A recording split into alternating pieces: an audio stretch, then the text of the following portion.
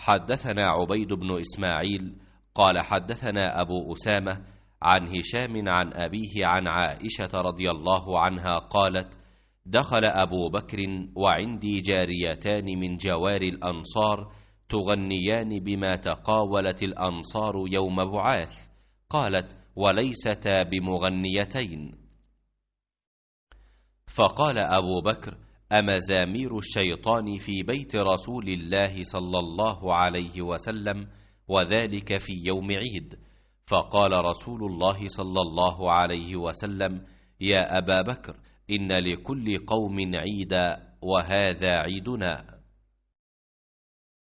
अबू उसामा ने बयान किया, उनसे हिशाम बिन उरवा ने, उनसे उनके बाप उरवा बिन ज़ुबैर ने, उनसे हज़रत आयशा रदी अल्लाह अन्हा ने, आपने बतलाया कि हज़रत अबू बकर रदी अल्लाह अन्हु तशरीफ़ लाए तो मेरे पास अंसार की दो लड़कियाँ वो अशार गा रही थीं जो अंसार ने बआस की जंग के मौके पर कहे थे।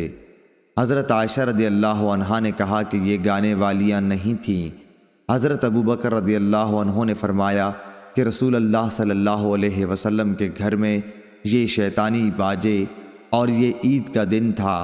आखिर रसूल अल्लाह सल्लल्लाहु अलैहि वसल्लम ने हज़रत अबू बकर से फ़रमाया, ए अबू बकर, हर कौम की ईद होती है और आज ये हमारी ईद है। सही बुखारी हदीस नंबर 952।